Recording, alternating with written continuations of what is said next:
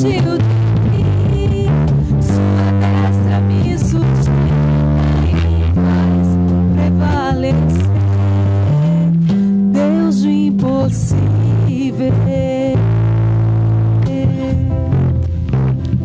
Deus do impossível.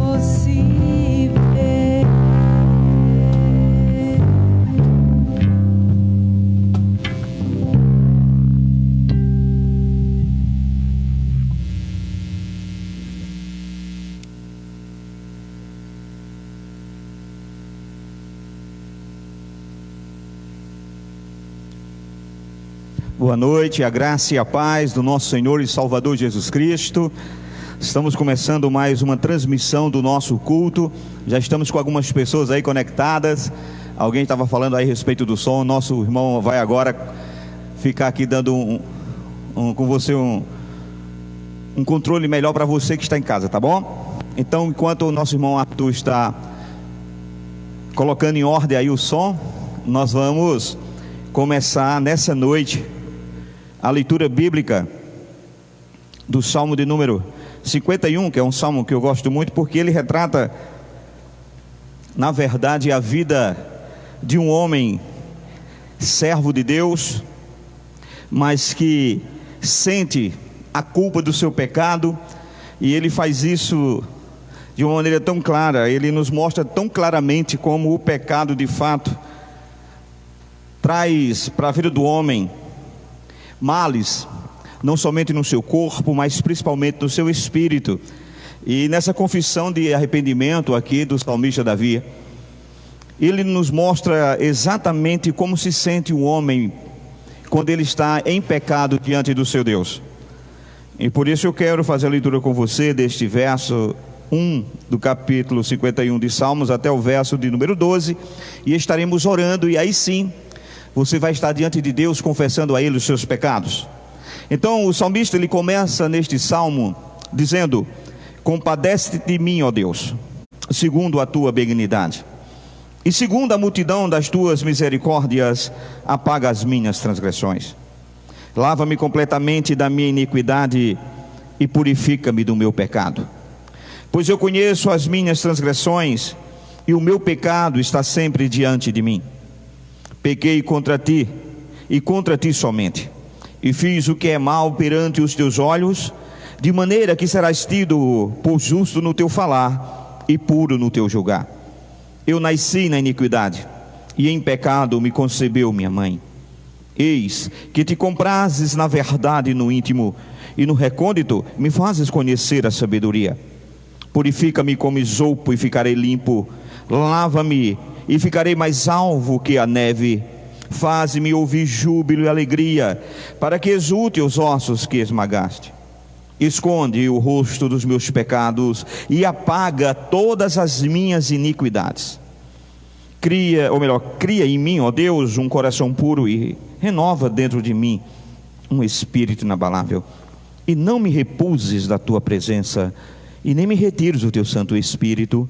Mas este é o homem que entende que a salvação traz alegria para a sua vida e que o pecado rouba essa alegria, e por isso ele termina aqui no verso 12 pedindo ao Senhor: restitui-me a alegria da tua salvação e sustenta-me com um espírito voluntário.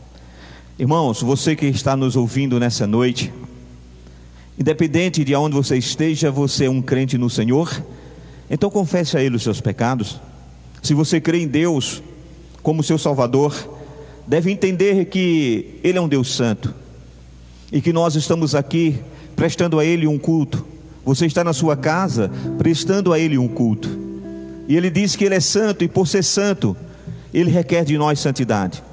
E talvez você pergunte: como um homem pode ser santo?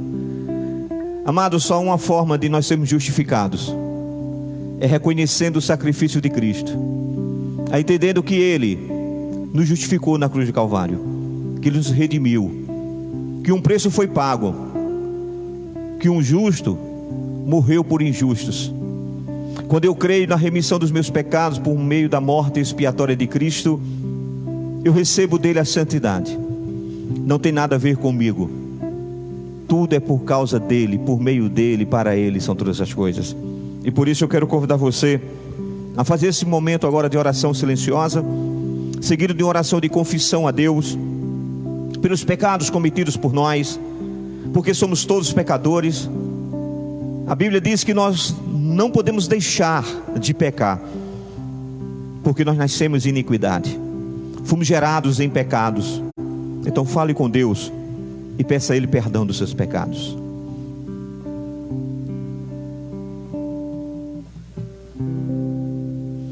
Deus Santo,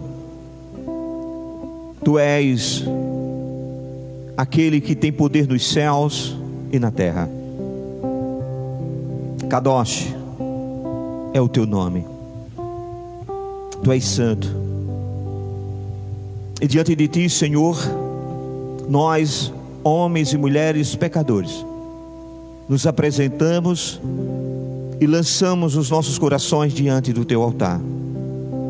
Fazemos isso reconhecendo a nossa pequenez, reconhecendo que somos pecadores mortais, que necessitamos que o Senhor, meu Pai, perdoe os nossos pecados nessa noite, para que possamos Te prestar um culto santo. E nós Te pedimos isso porque Cristo Jesus, o Teu Filho amado, Ele se ofereceu por nós na cruz do Calvário. Ofereceu Ele mesmo o Seu corpo em sacrifício vivo diante do Senhor, e o Senhor aceitou o Seu sacrifício, e por isso hoje Ele é o nosso sumo sacerdote, e é por meio dele que intercedemos ao Senhor o perdão dos nossos pecados. Perdoa os nossos pensamentos, as nossas palavras, atitudes e até mesmo as nossas omissões. E assim como o salmista, nós Te pedimos, derrama sobre nós, ó Deus, o Teu sangue, o sangue carmesim de Cristo, que purifica, que justifica, que redime o homem pecador. Recebe nessa noite a nossa adoração. Entregamos a Ti este culto e fazemos isso com alegria no nosso coração, na certeza que fomos perdoados e que o pecado já não mais nos condena, porque nada pode nos separar do amor de Cristo Jesus. A Ti seja a honra, seja a glória e o louvor pelos séculos dos séculos. Amém. Bom, queridos, louvado seja Deus, mais uma noite nessa transmissão. Louvado seja Deus que nos dá a possibilidade de termos em meio a essa pandemia, essa ferramenta, de levar até você a palavra de Deus. Então aproveite esse momento, louve a Deus, cultue ao Senhor aí na sua casa, preste a Deus o seu culto, porque Deus está ouvindo agora a tua oração, e nós vamos louvar ao Senhor. Nessa noite está conosco a nossa irmã Raquel, Maestro Robson, Maestro Arthur e Gustavo Carvalho, o Guga Batera. Então são esses irmãos que agora irão nos conduzir em louvor e adoração. Que Deus nos abençoe. Amém. A paz, irmãos. E é mais uma vez motivo de grande alegria estar na casa do Senhor, podendo louvar o nome do Senhor, podendo exaltá-lo. E eu lhe convido nessa noite a fechar os seus olhos, a colocar seus pensamentos unicamente em Deus, louvar e exaltar o nome do Senhor. Não permita que na sua casa nada venha roubar a sua atenção, mas que nesse momento sua atenção se volte para o Pai.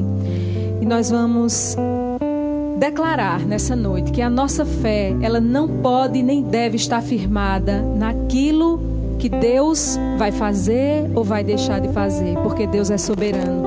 E seja qual for a sua vontade, será o melhor para mim e para a sua vida.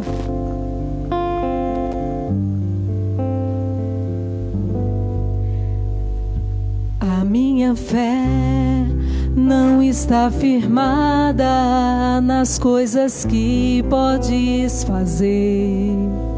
Eu aprendi a te adorar pelo que és. Dele vem o sim, o amém, somente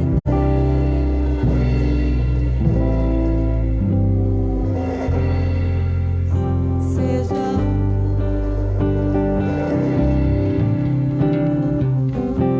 Se Deus fizer, Ele é Deus. Se não fizer, Ele é Deus. Se a porta abrir, Ele é Deus. Mas se fechar, continua sendo Deus. Se a a doença vier.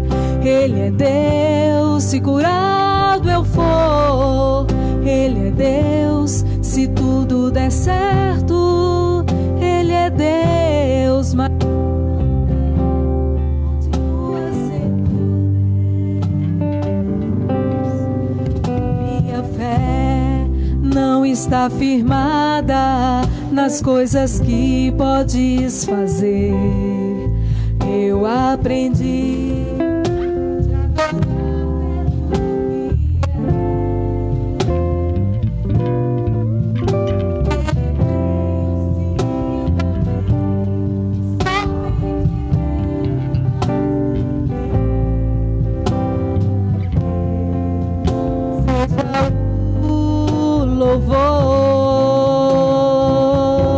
se Deus fizer, Ele é Deus. Se não fizer, Ele é Deus. Se a porta abrir, Ele é Deus. Mas se fechar, continua sendo Deus. Se a doença vier, Ele é Deus. Se curado eu for, Ele é Deus. Se tudo der certo, Ele é Deus. Mas se não der, continua sendo Deus.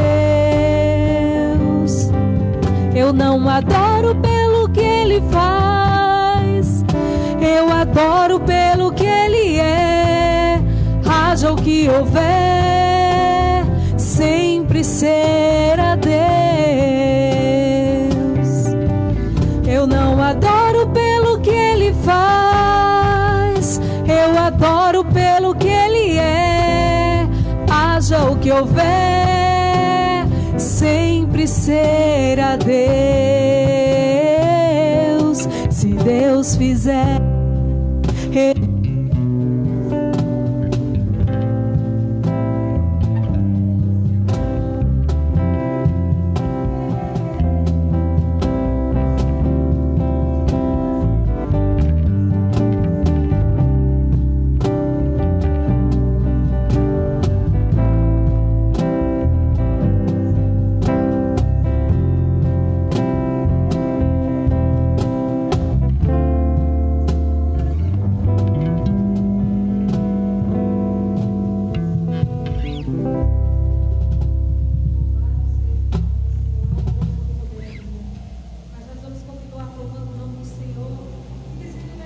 que o nosso Pai, Ele nos conhece.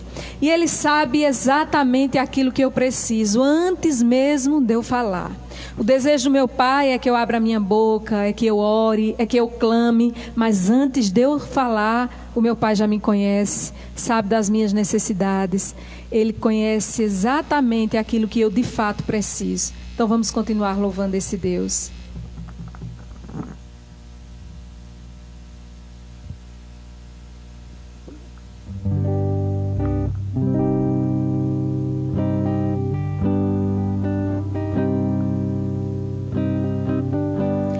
Me conheces,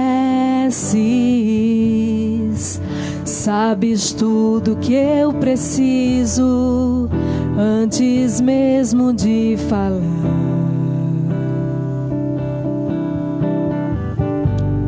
Me amas,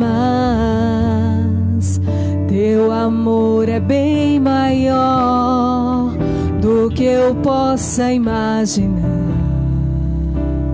Não quero ser só apenas o teu servo. Quero atrair teu olhar de amor, Senhor. Eu venho a ti como um filho que te ama. Tudo que eu quero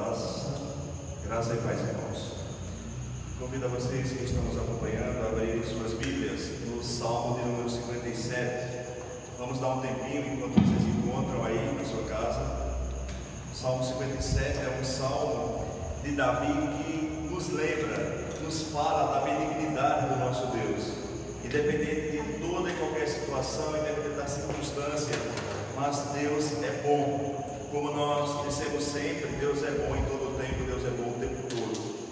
Salmo 57 diz assim a palavra do Senhor, a partir do versículo 1. Tem misericórdia de mim, ó Deus, tem misericórdia, pois em ti a minha alma se refugia. À sombra das tuas asas me abrigo, até que passem as calamidades. Clamarei ao Deus Altíssimo, ao Deus que por mim tudo executa. Ele dos céus me envia o seu auxílio e me livra. Cobre de vergonha os que me ferem. Envia a sua misericórdia e a sua fidelidade. Acha-se a minha alma entre leões, ávidos de devorar os filhos dos homens. Lanças e flechas são os seus dentes, espada afiada a sua língua. Sê exaltado, ó Deus, acima dos céus, e em toda a terra esplenda a tua glória. Armaram redes aos meus passos, a minha alma está abatida. Abriram cova diante de mim, mas eles mesmos caíram nela. Firme está o meu coração, ó Deus, o meu coração está firme. Cantarei e entoarei louvores. Desperta, ó minha alma, despertai líria e harpa. Quero acordar a alva. Render-te-ei graças entre os povos, cantar-te-ei louvores entre as nações, pois a tua misericórdia se eleva até os céus, e a tua fidelidade até as nuvens. Sê exaltado, ó Deus, acima dos céus, e em toda a terra esplenda a tua glória. Aleluias. E é porque o nosso coração está firme, conforme disse no versículo 7. Firme está o meu coração está firme. Cantarei e entoarei louvores. Continuaremos louvando e agradecemos o nome do nosso Deus. Amém, queridos. Vamos continuar louvando o nome do Senhor por meio dos cânticos nessa noite. E vamos declarar nessa noite que o desejo do nosso coração é confiar no nosso Pai, assim como uma criança confia no seu pai terreno e se lança em seus braços na certeza que o Pai vai segurá-lo. E nós vamos dizer nessa noite: quero ser como criança e te amar unicamente pelo que tu és.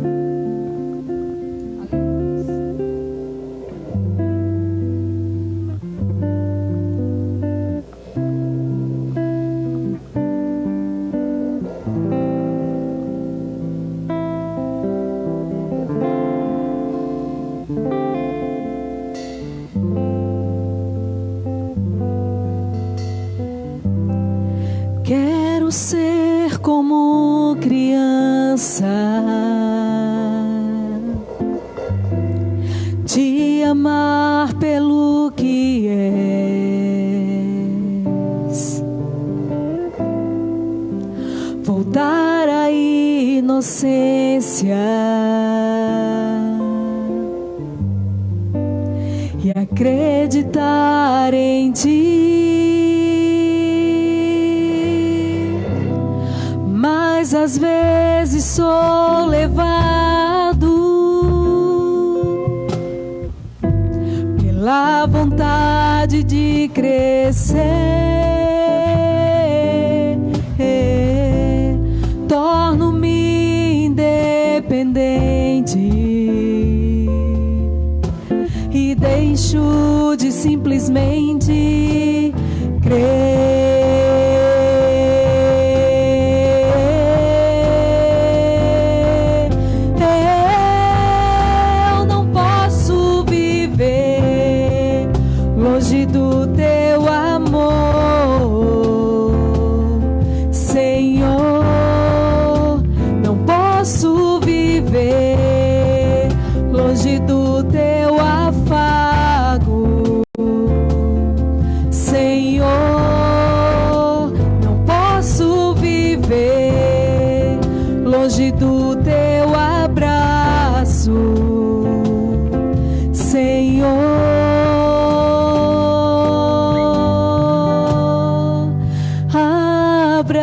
Abraça-me,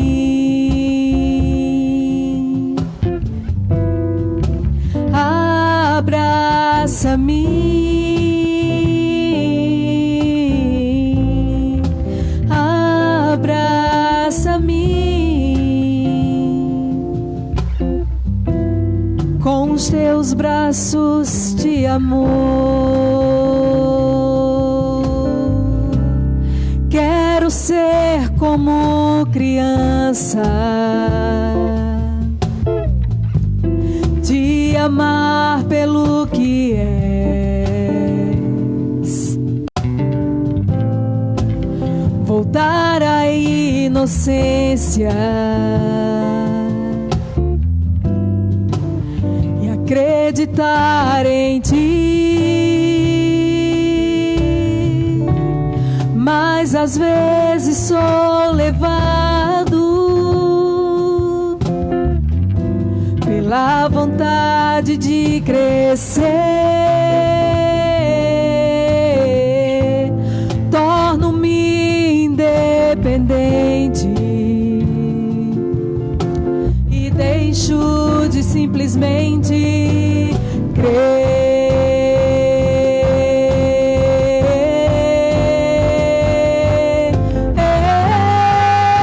Não posso viver longe do teu amor, Senhor. Não posso viver longe do teu afago, Senhor. Não posso viver longe do teu abraço, Senhor.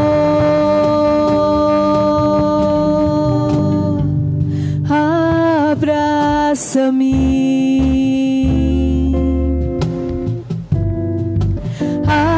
abraça-me,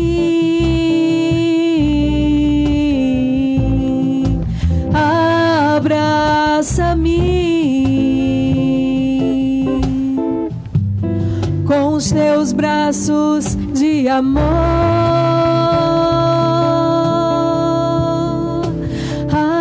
Abraça-me,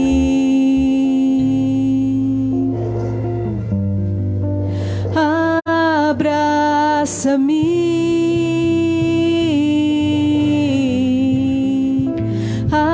abraça-me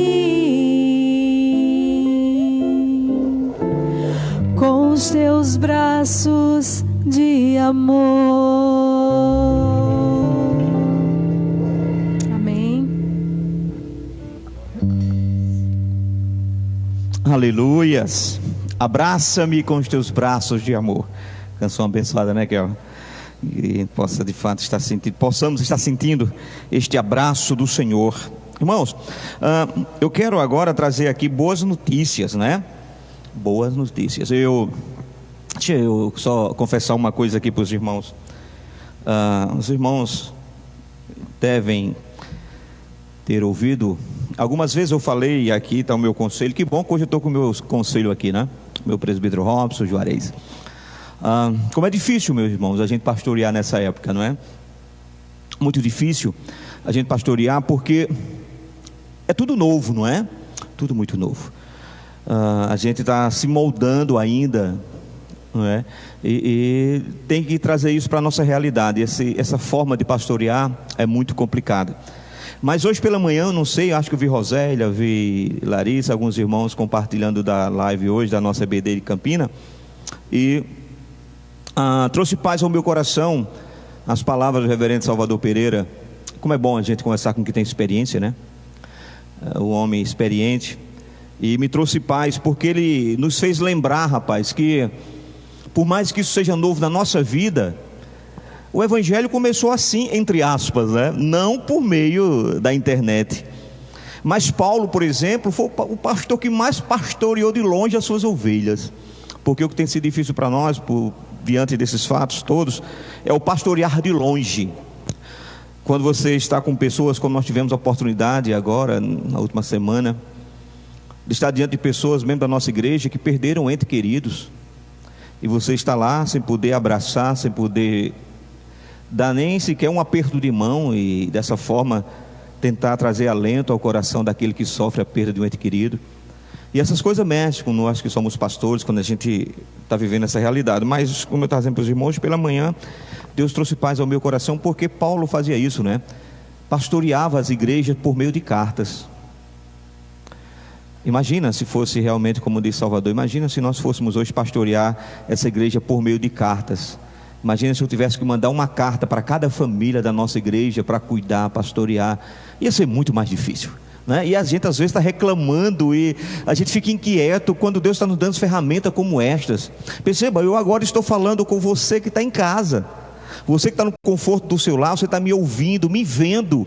Você não vai precisar esperar naquela época semanas ou quem sabe meses para chegar uma carta que por vezes quando chegava para tentar solucionar um problema que você estava vivendo, o problema nem existia mais, ou tinha se agravado a ponto do que foi escrito não servir, né? Mas perceba, por isso que nós estamos felizes, que nós estamos usando as ferramentas que Deus nos proporcionou. E eu quero trazer para você novidade falando sobre essas ferramentas que Deus nos deu para nós usarmos. Em outros anos, esta igreja nesse período, nós estaríamos realizando a semana de oração família no altar. Todos os dias estaríamos aqui com culto presencial, com irmãos, pastores, amigos, sempre no intuito de orar pelas famílias.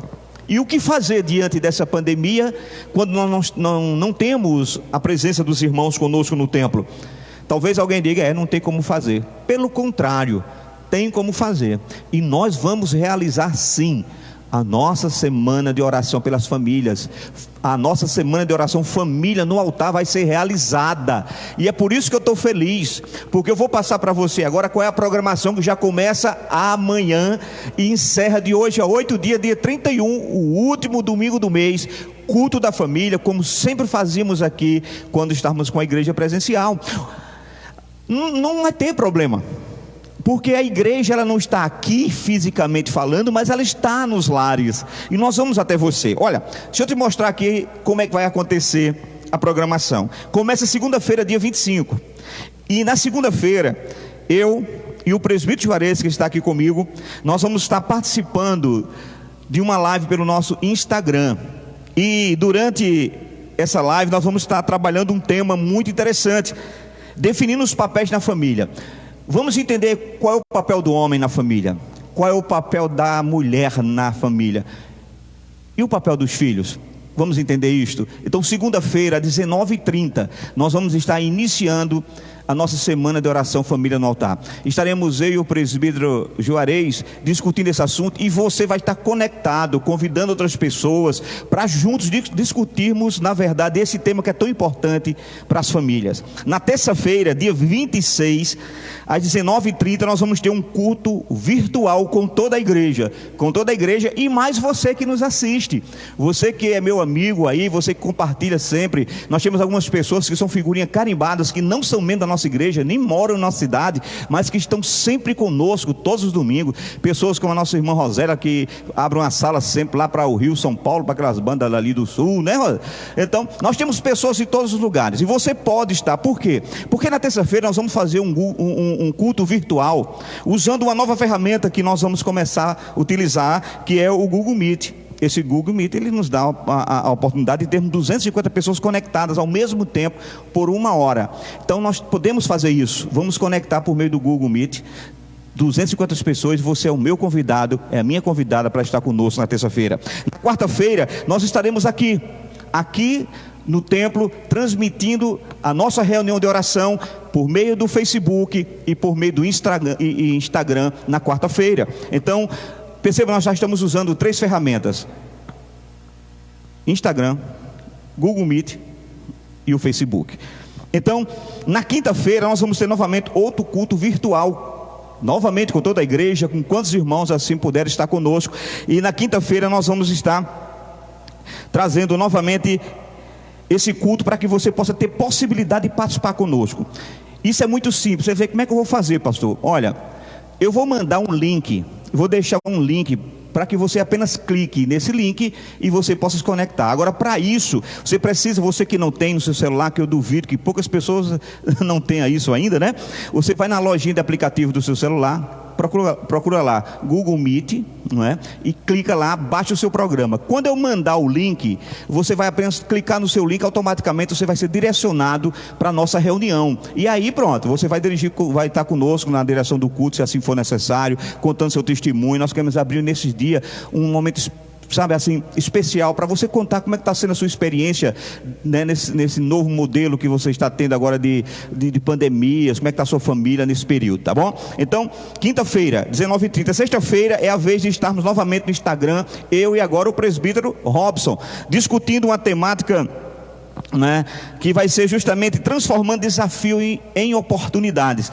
Você pode estar cheio de desafios na sua família, cheio de coisas novas, mas você pode transformar esse desafio em novas oportunidades dentro da sua família. Sexta-feira, 19h30. No sábado, nós estaremos também pelo Instagram, recebendo dessa feita o nosso amado irmão e reverendo Augusto Braine Neto, da Igreja Presbiteriana do Alto Branco. Nós vamos estar trabalhando o tema Família da Aliança. Vamos trabalhar essa temática, né, no sábado às 19h30.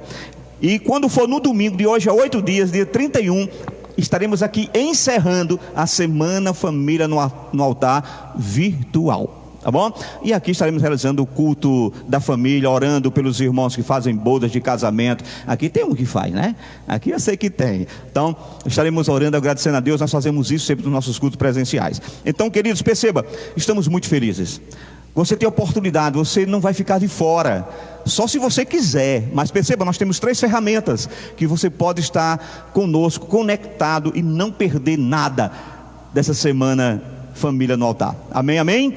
Louvado seja Deus. E para a gente encerrar aqui esse momento agora e passar para o nosso louvor de preparação para a ministração da palavra, eu quero orar e me alegrar com aqueles que estão aniversariando esse mês. E interessante que eu tenho amigos que está aí agora, você que está me vendo aí, amigo virtual, né, que está conosco aí, que está aniversariando, e eu não posso deixar de mandar um abraço para esses irmãos, porque eles estão sempre conosco. Todas as vezes que eu termino a live, que eu vou ver lá os comentários, eles estão lá conosco. Então quero mandar o meu abraço, que no dia 21 aniversariou agora a nossa irmã Rilene, bastante conhecida nossa aqui. Rilene é a mãe do nosso irmão Tibério, né? Então a família de Chico de Baixo estão todos em festa, agradecendo a Deus, porque Rilene completou mais um ano de vida, e sempre eu vejo Rilene conosco. Então, Rilene, vamos estar orando, agradecendo a Deus por sua vida. No dia 23 nós temos a nossa irmã Lindinalva Custódio. A nossa irmã Lindinalva, eu duvido, vá agora ver se ela não está conectada. Nunca perde, é a primeira, sempre uma das primeiras que chega, juntamente com Belarmino, são os primeiros a entrarem, né, nas nossas lives. Então, minha irmã Lindinalva, Deus te abençoe, grato a Deus porque você completou mais um ano de vida. No dia de ontem estaremos orando, e hoje, no dia 24, meu amigo Wagner Pereira. Wagner é meu irmão de infância, amigaço. Wagner, Deus te abençoe, que bom ver que Deus está abençoando você com mais um ano de vida. Vamos estar orando por você, pedindo a Deus que lhe guarde. Wagner trabalha na área de saúde, está aí, é um dos irmãos que está no pelotão de frente, né, do enfrentamento dessa Covid-19, e nós estaremos orando por você, Wagner. Mas esses são os irmãos virtuais que fazem aniversário esses dias. Mas também nós temos irmãos da nossa igreja que vão estar aniversariando esta semana, na semana, né, de 25 a 30, não é? Aliás, de 24 a 30, começando de hoje. Eu tenho aqui, por exemplo, no dia 28, Saulo Batera, o nosso irmão Saulinho, Saulo Galdini, vai estar fazendo aniversário no dia 28. No dia 28, Saulo vai dividir o bolo. É bom que dá certinho, viu, Ju? Vai dividir com o Tiago, porque no dia 28 é Jaide. Então, Jaide vai estar aniversariando, Tiagão, ó, rachando o bolo aí com o Saulinho, vai dar certo demais. Jaide no dia 28. E no dia 29, ô Gustavo, quem está fazendo aniversário no dia 29, meu irmão? Tu sabe? Nosso irmão Guga, viu? Dia 29, ó. Então nós temos os 2 bateristas da igreja aqui aniversariando, um no dia, outro no outro. Então tu e Saulinho também vai fazer uma festa só, já vai faltar bolo não. Louvado seja Deus, meu irmão. Tu é uma benção, Guga. Louva a Deus por sua vida, meu filho. Então são esses aniversariantes que nós vamos estar orando. Somente um registro, claro, um registro, porque essa pessoa, ela marcou a nossa vida e fez parte dessa igreja por muito tempo. No dia 28 também, irmãos, estaria aniversariando a nossa irmã Beatriz. Nossa irmã Beatriz está na glória. Que bom que ela não está mais presa a esse tempo. Vive a eternidade ao lado do Senhor. Mas apenas um registro de gratidão a Deus pelos anos que o Senhor permitiu que ela estivesse conosco aqui. Deixou muita saudade, mas A saudade que ela deixou no nosso coração tinha que ser necessário, porque somente assim ela estaria nos braços do Pai. Então vamos orar por essas pessoas, pedindo a bênção de Deus. Pai, eu quero me alegrar agora com a vida de Rilene, te agradecer, Deus, pela vida dela, pedir a tua bênção sobre a vida da nossa irmã Lindinalva Custódio, que o Senhor alcance a tua filha agora onde ela estiver. Agradecer ao Senhor pela vida de Wagner, pedir a tua bênção de proteção sobre a vida dele, clamar ao Senhor em favor da vida de Saulinho, que o Senhor tome Saulinho em tuas mãos, cuide da vida de Saulinho, dos seus sonhos e projetos. Queremos te agradecer, Senhor, pela vida de Jaider. Ó Deus, que no próximo dia 28 também estará comemorando mais um ano de vida. Cuida da vida de Jaider, guarda a sua casa, os seus filhos, o seu esposo, cuida daquela família, protege-o, Senhor. E queremos também, ó Deus, pedir ao Senhor que o Senhor derrame bênção sobre a vida de Gustavo, que aqui está representando os demais aniversariantes. Deus, obrigado pela bênção que esse jovem tem sido para nós. Ó Deus, nós vimos Gustavo crescer, chegando um adolescente com seus conflitos, mas tornar-se um homem crente no Senhor. E a bênção de Deus tem acompanhado esse jovem aonde ele está. Então nosso desejo é que o Senhor abençoe a vida de Gustavo e a vida de todos os demais irmãos, de Rilene, Lindinalva, de Wagner, meu irmão Saulinho, Jaide. Derrama suas bênçãos sobre a vida destes em nome de Cristo Jesus, porque, ó Deus, nós somos gratos pelo dom maior que tu tem dado a cada um deles, o dom da vida. Que eles possam gastar cada segundo das vidas que o Senhor está dando a cada um deles na tua presença. E por isso eu te agradeço em nome do Pai, do Filho e do Espírito Santo. A igreja diz: Gustavo, parabéns, meu velho, está aqui representando os demais. Então vamos ouvir um louvor, preparando o nosso coração nessa noite. Amém, querido. Quando nós olhamos o mundo à nossa volta, ele está tão diferente do que nós estávamos acostumados. Está tudo de cabeça para baixo. As más notícias têm bombardeado o nosso coração. E muitas vezes a gente se sente ignorando a atenção de Deus por meio da palavra, tudo o que hoje existe. Aquele Deus que disse: haja luz, e a luz se fez. Seu poder não aumentou e nem diminuiu. Continua sendo o mesmo, porque Ele continua sendo Deus. Apesar da ciência não conseguir explicar a existência desse Deus e nem tudo o que Ele criou, nós sabemos que esse Deus, Ele continua sentado no seu alto e sublime trono e olha para a minha fragilidade, pequenez, medo e tem cuidado de mim e de você. Então vamos encerrar esse período de louvor cantando esse louvor. Aleluias. Nada é igual ao seu redor, tudo se faz no seu olhar, o universo se formou no seu falar. Teologia pra explicar, ou Big Bang pra disfarçar. Pode alguém ter dúvida? Eu sei que há um Deus a me guardar, e eu, tão pequeno e frágil, querendo sua atenção.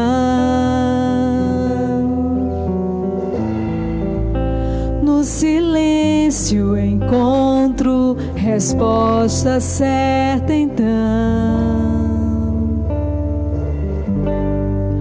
Dono de toda a ciência, sabedoria e poder, ó, dá-me de beber da água da fonte da vida.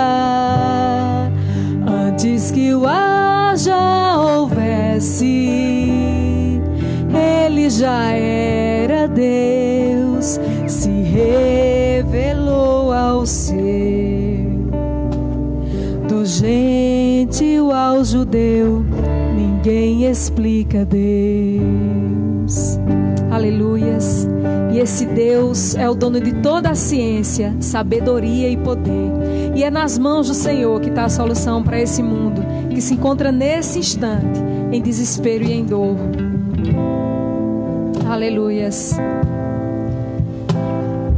Nada é igual ao seu redor, tudo se faz no seu olhar. O universo se formou no seu falar. Teologia pra explicar, ou Big Bang pra disfarçar. Pode alguém ter dúvida? Eu sei que há um Deus a me guardar, e eu, tão pequeno e frágil, querendo sua atenção.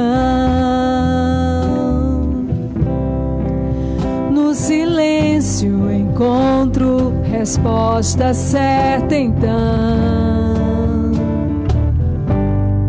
Dono de toda a ciência, sabedoria e poder, ó, dá-me de beber da água da fonte da vida. Antes que o ar já houvesse, ele já era Deus, se revelou ao seu.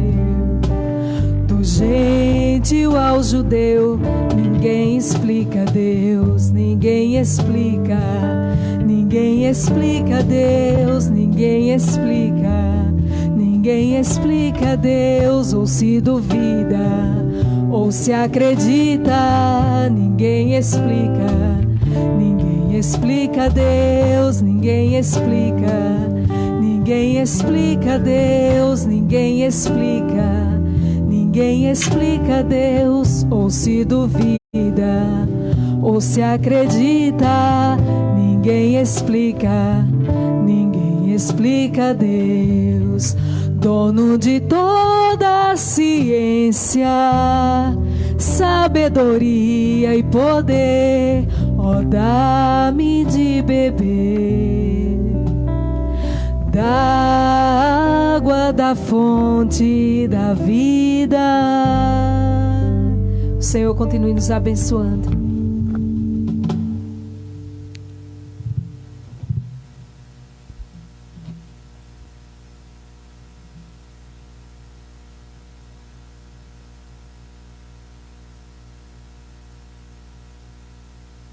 Uma boa noite a todos, a paz do Senhor. Nesta noite nós iremos colocar a vida do nosso reverendo Erivan nas mãos do Senhor, sabendo que Deus já colocou a palavra que será ministrada nos nossos corações, no seu coração. Por isso, você que está em casa nesta noite, feche seus olhos e eleve a Deus em oração, colocando a vida do servo reverendo Erivan, para que Deus possa em nossas vidas fazer um trabalho cada vez mais multiplicador da palavra do Senhor. Feche seus olhos. Senhor nosso Deus, Pai Celestial, nesta noite nós estamos aqui, ó Pai, alegres, ó Pai, porque estamos em Tua presença, Senhor. Nós aqui, cada um em suas casas, nós estamos conectados, ó Pai, contigo, Senhor, diante da Tua graça, Senhor. E nesta noite colocamos a vida do Teu servo, ó Pai, que a cada momento vem imbuído, ó Pai, vem, ó Pai, desbravando, ó Pai, esse momento que nós estamos passando, para levar a mensagem do Evangelho aos nossos corações, aos corações de cada um que está aqui nesta noite, ouvindo, ó Pai, através desse meio de comunicação. E por isso, ó Pai, toma nossas vidas em Tuas mãos, prepara nossa mente, prepara nosso espírito, e possamos estar conectados, ó Pai, tira todo o empecilho, e por isso te agradecemos por este momento, em nome de Jesus, amém. Amém, louvado seja Deus. Bom, só faltou dizer que a nossa irmã Linalva Custódio, ela é lá de João Pessoa. Então, Linalva, Deus te abençoe. Faltou esse pequeno detalhe, a nossa irmã está lá em João Pessoa conosco, assistindo a nossa live, louvado seja Deus. Bom, e aí, você anotou direitinho a programação da semana de oração Família no Altar? Se você tem alguma dúvida, vá no meu perfil do Facebook, lá vai estar a programação. Vamos estar colocando também essa programação no nosso canal do YouTube da Igreja Presbiteriana Renascer em Queimadas. Vai lá e você vai ver, ok? Então, louvado seja o nome do Senhor, e vamos pedir a Deus que nessa noite o Senhor fale aos nossos corações. Eita, irmãos, como é difícil. Nós estamos vivendo momentos muito difíceis em nossas vidas, e nós temos tentado de todas as maneiras, como foi dito, pastorear as nossas ovelhas, e essa é uma ferramenta que nós temos de levar a palavra até você. Então peço a você agora que convide a sua família, seus filhos, seus cônjuges, coloque ao redor e vamos falar com Deus, pedir a bênção do Senhor, pedir ao Senhor que derrame da sua bênção sobre nossas vidas, tá bom? Então quero convidar você para que nós possamos fazer a leitura apenas de um texto da carta que Paulo escreveu aos Romanos. Se você nos acompanha, se você está aí no meu grupo, não é, de amigos, no perfil do WhatsApp e do Instagram, vai perceber que nós já temos um texto aqui para ministrar nessa noite. Mas antes, olha, nós iríamos fazer a transmissão também pelo Instagram, só que nós tivemos um problema, não estamos conseguindo fazer a transmissão pelo Instagram. Mas você que por vezes migra para o Instagram, volte aí para o Facebook e nos acompanhe por meio do nosso perfil do Facebook. Romanos capítulo 8, verso 28. Abra a sua Bíblia, clique aí no seu celular, busque a sua Bíblia digital, faça aí qualquer coisa, mas não deixe de ler. E se você já sabe de qual esse versículo, traga ele à sua memória, porque muitas pessoas conhecem esse versículo de cor, não é? Então eu vou fazer essa leitura desse texto para que juntos possamos orar mais uma vez e pedir a bênção do Senhor. Eu gosto desse texto na versão Almeida Corrigida Fiel, porque ele tem uma palavra que para mim faz muito sentido, e nas outras traduções não tem, mas na Almeida Corrigida Fiel tem. Veja, nesta versão, o que é que está escrito para nós? Sabemos que todas as coisas cooperam, e esta é a palavra que tem somente na Almeida Corrigida Fiel. Sabemos que todas as coisas cooperam conjuntamente para o bem daqueles que amam a Deus, daqueles que são chamados segundo o seu propósito. Vamos falar com Deus. Pai, nessa noite eu quero pedir a tua bênção sobre nossas vidas e mais uma vez entregar os nossos corações em tuas mãos.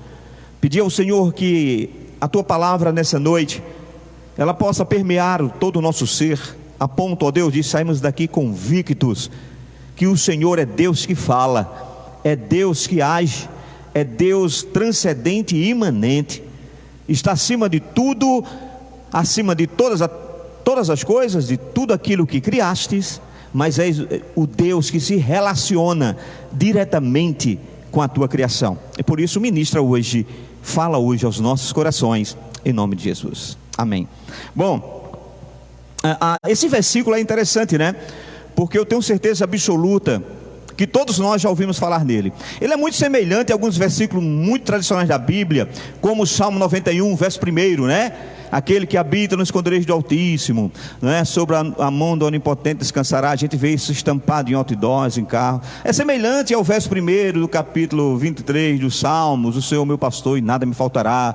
Então, por vezes nós conseguimos encontrar esse versículo em diversos locais estampados. E interessante que as pessoas só conseguem, digamos assim, falar ou escrever a primeira parte, né, desse versículo. Eles gostam muito da primeira parte.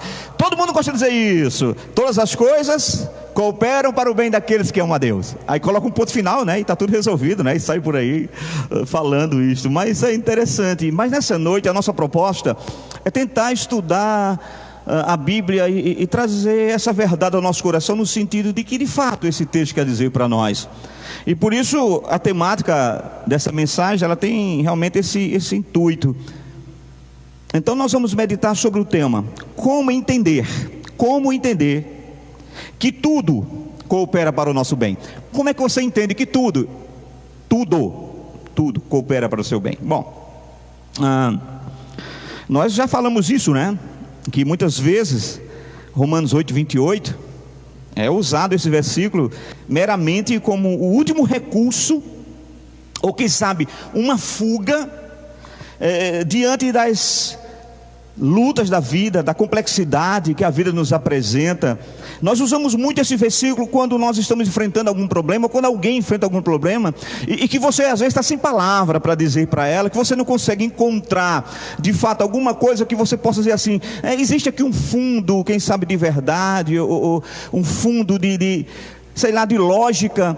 Aí a gente não consegue encontrar naquilo que está acontecendo com a vida das pessoas, aí a gente se sente totalmente impotente, a gente não sabe o que dizer, a gente não sabe o que falar para outra pessoa, nós não encontramos palavras capazes, na verdade, de produzir, né, esse conforto, ou essa tranquilidade que a outra pessoa precisa de fato receber. Então o que é que a gente faz? A gente recorre a esse texto. Eu já fiz isso várias vezes, eu tenho certeza que nós fazemos isso, você fez isso. Nós recorremos a esse texto de Romanos 8 e dizendo para pessoas, é assim mesmo, né? Quantas vezes a gente está sem palavra e a pessoa está vivendo uma tragédia na vida, a gente diz, irmão, irmã, é assim mesmo, mas entenda, todas as coisas cooperam para o bem daqueles que amam a Deus. A gente faz isso na perspectiva de tentar trazer, quem sabe, um alento, não é? Quem sabe levar uma resposta para aquele coração aflito. Mas no entanto, queridos, a experiência cristã tem nos mostrado que esse versículo ele é doce e fácil de ser digerido, até mesmo no momento em que as tragédias da vida, elas não batem a nossa porta e não invadem a nossa casa. Necessariamente eu não preciso viver esse versículo apenas quando alguma tragédia bate na minha porta, não é? Eu preciso viver a Bíblia na sua totalidade e entender que todas as coisas que ali estão escritas é para o meu bem, é para a minha edificação e acima de tudo, é o que eu preciso para conhecer Cristo e importante e suficiente para a minha salvação.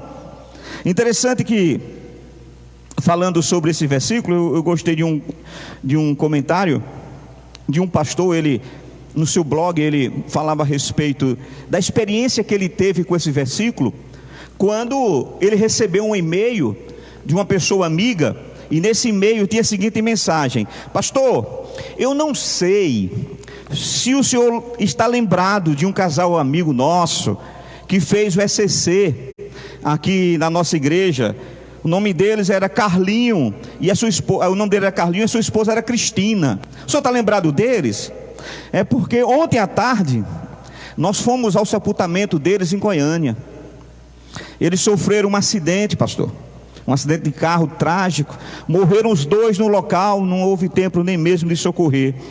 Mas, pastor, eles deixaram dois filhos, uma menina de 13 anos e um menino de 10 anos. E esse pastor disse que quando abriu o seu e-mail, a sua caixa de e-mail, que leu este e-mail, veio logo uma questão na mente dele, uma pergunta que ficou mexendo com ele. E a pergunta é simples, talvez seja a pergunta que nós faríamos também: como é que crianças pré-adolescentes, como essas duas crianças de 13 e 10 anos, como é que essas crianças irão entender que todas as coisas cooperam para o bem daqueles que amam a Deus? Como é que eles vão entender isso, queridos, diante de uma realidade tão dura? Como é que eles vão entender, sabe, diante de uma realidade de terem perdido seus pais, sabe, num momento tão difícil da sua vida, num momento que eles estão em formação, que por si só essa idade já é complicada, cheia de indagações, cheia de questionamentos. E como é que agora ele vai entender que todas as coisas cooperam para o bem daqueles que amam a Deus? Como entender, queridos, que todas as coisas cooperam para o bem daqueles que amam a Deus, quando se tem uma mãe maravilhosa, uma esposa dedicada, serva de Deus, e que aos 55 anos descobre que está com câncer, e 43 dias depois falece? Como entender que todas as coisas cooperam para o bem daqueles que amam a Deus? Como entender que todas as coisas cooperam para o bem daqueles que amam a Deus, quando nós vemos um homem que dedicou toda a sua vida à tradução da Bíblia para um grupo de povos indígenas lá na Colômbia, e depois que ele conseguiu publicar e traduzir para a língua daquela tribo nativa todo o Novo Testamento, chegaram naquela aldeia os guerrilheiros e queimaram todos os exemplares que ele havia traduzido para a língua indígena do Novo Testamento. E como se não bastasse, depois esse mesmo homem, esse mesmo missionário, vem para o Brasil e começa um processo de revisão, de escrita desse Novo Testamento. E agora ele descobre que está com câncer na medula. E ele pede a Deus apenas duas coisas. Ele diz: Senhor, dai-me ainda mais um tempo de vida, para que eu possa completar esta revisão e a tradução desse Novo Testamento. E o segundo pedido dele foi: Senhor, deixa-me ver os meus netos crescerem. E ele obtém uma resposta de Deus. Sabe qual é a resposta? Não. Não. E pouco tempo depois, esse homem morre. Como é que nós vamos entender isso? Seja sincero, irmãos. Na nossa lógica humana, na sua mente não fica várias indagações? Por quê? É a primeira coisa que nos vem à mente. Por quê? Porque aparentemente esses exemplos que nós falamos aqui são coisas claras, lógicas, pessoas abençoadas que estão por vezes fazendo a obra de Deus, mas que na nossa lógica humana o fim das suas histórias não eram de acordo com o nosso script. Se nós escrevêssemos a história da vida dessas pessoas, com certeza nenhum de nós escreveria talvez o final que as suas vidas tiveram. Aí aqui eu recorro a Dr. Joel Birk. Joel Birk, ele é teólogo cristão americano, né? Ministro da Congregação Reformada, e é presidente do Seminário Teológico Reformado Puritano. E quando Joel Birk vai transcrever esse versículo para um dos seus estudos, no original, ele nos traz uma coisa interessante, uma meditação muito massa a respeito disso aqui, que mexeu comigo, porque eu vejo o que aqui Birk vai falar. Joel Birk vai dizer o seguinte: olha, ele diz: a vida do cristão assemelha-se ao mecanismo de um relógio. E ele pergunta: o que é que você vê quando se tira a carcaça de um relógio? Sem ser esse relógio digital, né, irmão? Então, aqui é o relógio analógico. Ele pergunta: o que é que você vê? Ele nos diz: olha, você vê que certas engrenagens que estão dentro e compõem aquele relógio, elas giram no sentido anti-horário, e estão atreladas essas mesmas engrenagens a outras engrenagens que estão trabalhando no sentido horário. Ou seja, dentro de uma carcaça de um relógio vai ter engrenagens que estão girando no sentido anti-horário e engrenagens que estão girando no sentido horário. Então ele vai nos dizer: a sua primeira impressão pode ser de que o mestre relojoeiro está louco ou está confuso, como dos engrenagens girando em sentido contrários pode dar hora certa. Mas pelo contrário, o relojoeiro não está maluco, esse relojoeiro não está confuso. Pelo contrário, irmãos, ele arrumou de tal forma o mecanismo desse relógio e colocou junto com essas engrenagens uma mola chamada mola mestra, para controlar todas as suas engrenagens que estão em volta. Essa mola mestra do relógio é ela que controla todas as demais engrenagens desse relógio. E perceba que quando ele recebe corda, quando se dá corda nesse relógio, embora uma engrenagem gire no sentido horário e a outra gire no sentido anti-horário, todas trabalham juntas para mover os ponteiros em torno do mostrador de forma precisa, na velocidade certa, que vai nos dar a hora certa.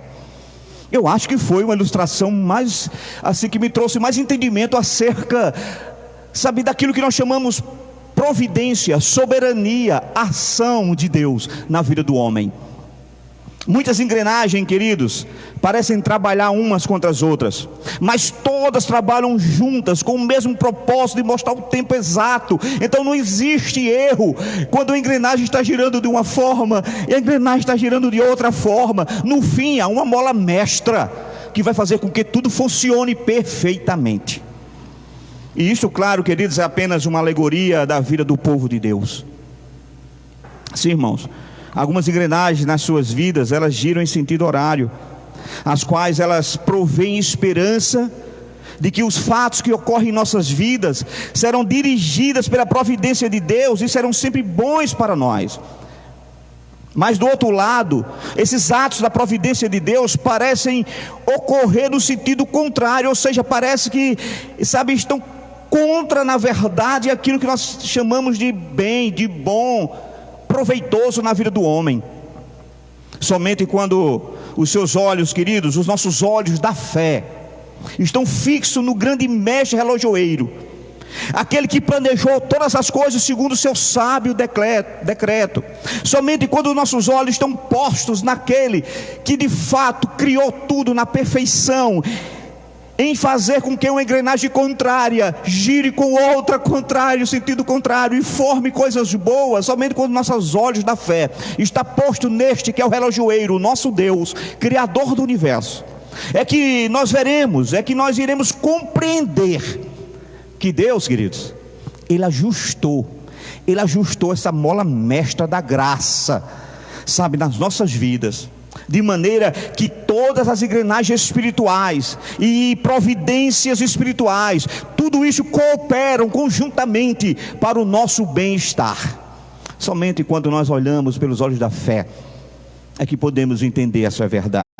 Sim, irmãos, porque embora muitas vezes pareça que tudo está girando no sentido anti-horário, que tudo está contra você, embora, querido, às vezes você veja uma engrenagem da providência trabalhar contra a engrenagem da graça, em várias aflições, em várias provações, ainda assim, creia nisso. O sábio relojoeiro, o nosso sábio Deus, Ele sabe exatamente tudo o que Ele está fazendo. Ele não errou, meu irmão.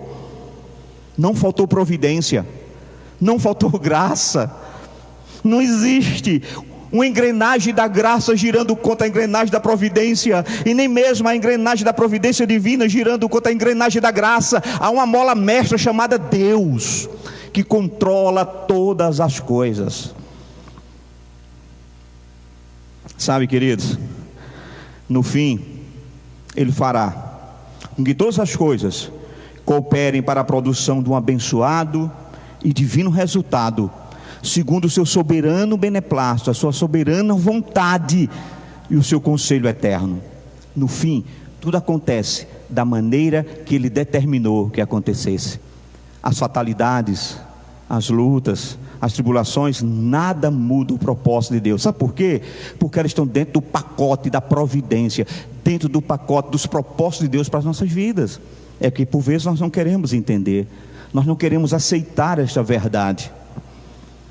O apóstolo Paulo nos deixou esse texto, e dentro desse texto ele nos deixou algumas orientações, que, se de fato forem bem assimiladas por nós, elas vão nos proporcionar maturidade cristã, e também vão nos capacitar, queridos, a lidar com as tragédias de forma, menos drástica.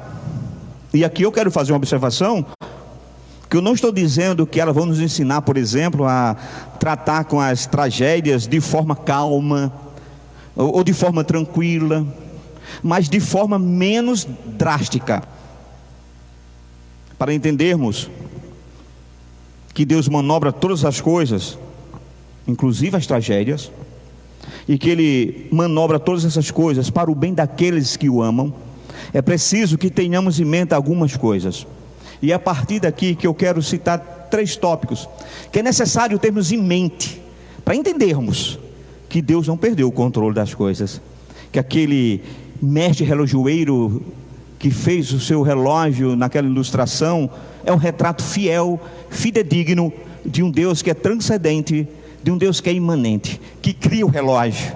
Mas diferente daquele relojoeiro, ele não apenas dá corda e tudo anda perfeitamente. Além de tudo andar perfeitamente, das engrenagens da graça e da providência conjuntamente agir em favor daqueles a quem Deus ama, o próprio Deus interfere na vida daqueles que são seus filhos. A providência de Deus está clara, Ele continua sendo Deus que ordena e as coisas acontecem. a mão de Deus continua agindo em favor dos seus. E por isso eu gosto daquela tradução que diz conjuntamente, porque conjuntamente com a graça, conjuntamente com a providência, está Deus agindo em favor daqueles a quem Ele ama. É preciso que tenhamos em mente algumas coisas. E qual é o primeiro princípio que eu preciso ter em mente? A primeira coisa que eu preciso ter em mente, para que essas coisas não sejam tão drásticas na minha vida, é que Deus, Ele trabalha em cima de projetos eternos. Deus trabalha em cima de projetos eternos. Versos 29 e 30 do capítulo 8 que nós estamos lendo. Vamos observar que Paulo ele faz esse resumo, né, desse projeto eterno de Deus em relação aos seus, nesses dois versos. Veja o que é que os versos diz. Porque os que conheceu de antemão, também os predestinou para serem conforme a imagem de seu Filho, a fim de que ele seja o primogênito entre muitos irmãos. Verso 30. E aos que predestinou, a estes também chamou. E aos que chamou, a estes também justificou. E aos que justificou, a estes também glorificou. Irmãos, estamos vendo aqui o que nós chamamos na teologia da ordem salutis, a ordem da salvação. Queridos, mas eu quero destacar, eu quero examinar nestes versos 5 palavras que são colocadas nesses versos, que vão nos dar um entendimento que Deus trabalha em cima de projetos eternos. Nada que Deus faz é em cima da hora, tudo é projetado desde a eternidade. Vamos examinar 5 palavras, vamos começar por 2. Primeiro, conheceu de antemão e predestinou. Irmãos, essas 2 ações são ações divinas, que se deram na eternidade. Deus nos conheceu de antemão. O salmista vai dizer que Ele nos viu quando nós éramos ainda substância informe. Deus nos predestinou, predeterminou, pré-ordenou todos os eventos, todas as coisas. E o salmista diz justamente isso: os meus dias foram escritos e determinados quando nenhum deles ainda havia. Então, queridos, perceba que essas 2 ações elas se deram na eternidade. Os planos de Deus, queridos, eles são feitos e projetados desde a eternidade. Mas vamos ver mais 2 palavras desse texto. Chamou, justificou. Essas 2 palavras, essas 2 ações divinas, elas agora se deram ou acontecem num momento histórico da nossa vida. Sim, queridos, Ele nos chamou através da pregação da sua palavra. Quando nós respondemos positivamente ao seu chamado, Ele agora nos declara justo por meio de Cristo Jesus. Então perceba que aquele que de antemão nos conheceu, aquele que de antemão já predestinou, que nós iríamos de fato estar no conjunto daqueles que se chamam pelos filhos do Senhor. Esse agora, Ele age no momento da nossa vida, num determinado momento da nossa existência. Ele nos chama. E aqui eu não posso deixar de registrar a doutrina do chamado eficaz. Irmãos, quando Cristo chama o homem, não importa onde ele esteja e como ele esteja, o chamado é irresistível. Duvido que você que está me vendo, alguns de nós que estamos aqui no templo, não tenhamos essa experiência, não tivermos essa experiência de um dia, queridos, sermos chamados pela graça de Deus e não resistir ao chamado. Sabe, eu tenho certeza absoluta que você, por vezes, diz assim: eu não queria ser crente. Eu sempre digo que isso aconteceu na minha vida. Não estava nos meus planos ser crente. Pelo contrário, era um povo que eu não tinha muita identificação não. Quem me conhece sabe como era a minha vida. Mas quando o chamado eficaz vem, não tem como o homem dizer não. O homem não pode resistir.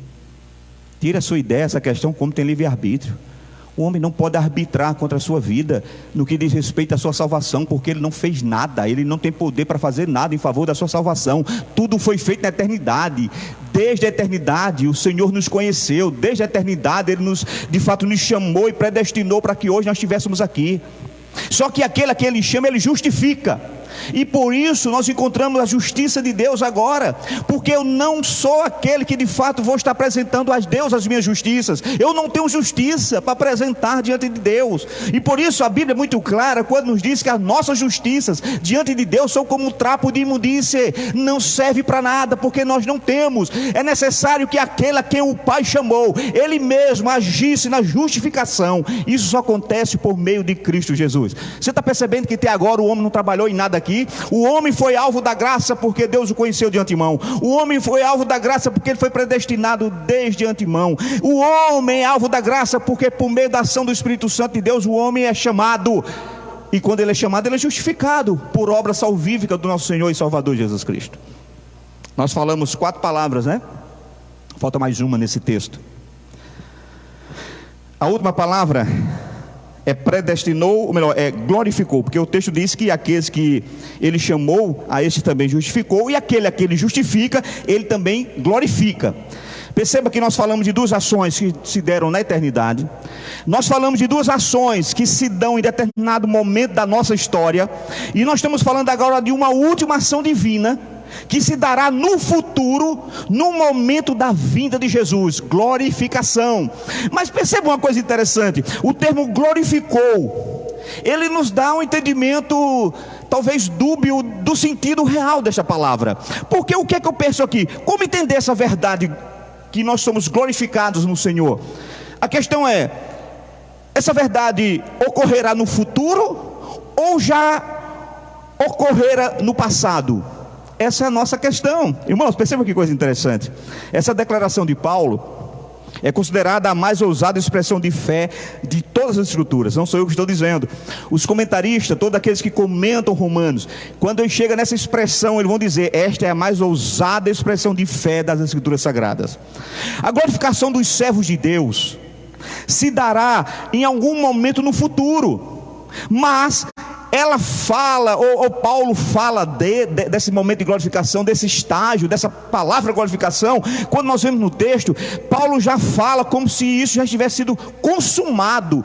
Perceba que o verbo está lá, aquele a quem Deus de fato justificou, ele também glorificou. Não é que nós seremos glorificados, queridos, nós já somos glorificados. Isso é para nos dizer que não há como duvidar, não tem como questionarmos aquele a quem o Pai de antemão conheceu, aquele a quem o Pai predestinou, a quem ele chamou e a quem ele justificou. O fim disto é glorificação.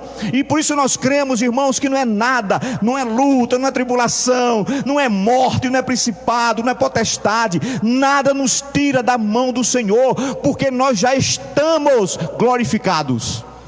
Ninguém impede a glorificação daqueles que de antemão o Pai conheceu, daqueles que ele predestinou, que o seu Filho justificou e que por meio do seu Espírito Santo ele chamou com a chamada eficaz. Estes já estão glorificados. Então, queridos,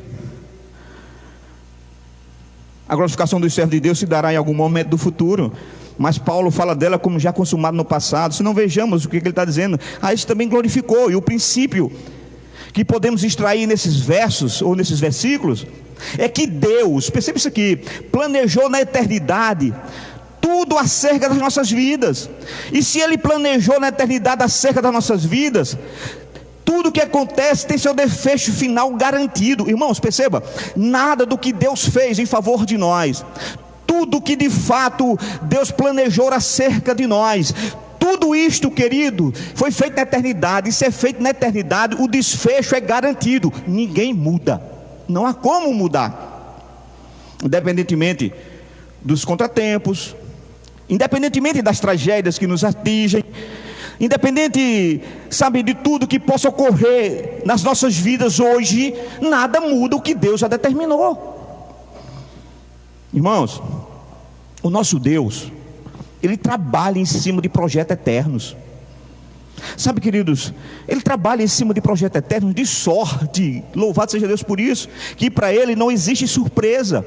Não, irmãos, para Deus não tem acontecimentos inesperados. Para Deus não existe tragédias repentinas. Para Ele, querido, sabe, está fora de cogitação. Declarações, por exemplo, como eu não tive controle sobre a situação. Ou quem sabe, sinto-me impotente diante do que está acontecendo. Não faz sentido para Deus declaração como tudo aconteceu tão de repente que eu não tive controle. Irmãos, isso são frases que diz respeito a nós. A Deus não. Irmãos, todas essas coisas, elas fazem parte da nossa existência. Nós, seres mortais, sabe, querido, de fato nós somos surpreendidos por algumas tragédias. Quem não foi surpreendido, não é? Pela chegada do Covid-19, por essa enfermidade? Quem não foi surpreendido por esse vírus? Todos nós fomos surpreendidos. Sabe, queridos, então essas coisas fazem parte da nossa vida. Nós somos surpreendidos por desastres. Nós somos surpreendidos por perdas repentinas de pessoas que nós amamos. Nós nos sentimos impotentes, queridos, diante de sofrimentos prolongados, sabe? E às vezes a gente se sente impotente, não apenas diante dos problemas prolongados que nós estamos vivendo, mas nós sentimos-nos impotentes, sabe, por meio de problemas que outras pessoas amigas, irmãs, estão vivendo, pessoas íntimas, ligadas a nós. Como eu digo para você, como eu tive agora esses dias, essa experiência de me sentir impotente a ponto de não poder abraçar um membro da nossa igreja que perdeu seu ente querido. Você sabe o que é isso? Talvez não, porque é diferente, cada um tem emoções diferentes, reações diferentes, mas quando nós somos pastores, isso faz uma diferença muito grande em nossas vidas.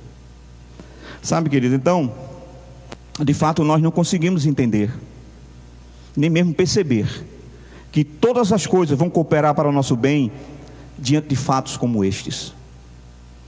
Na verdade, algumas tragédias, alguns desastres, algumas perdas e alguns sofrimentos são entendidos e explicados apenas com o tempo.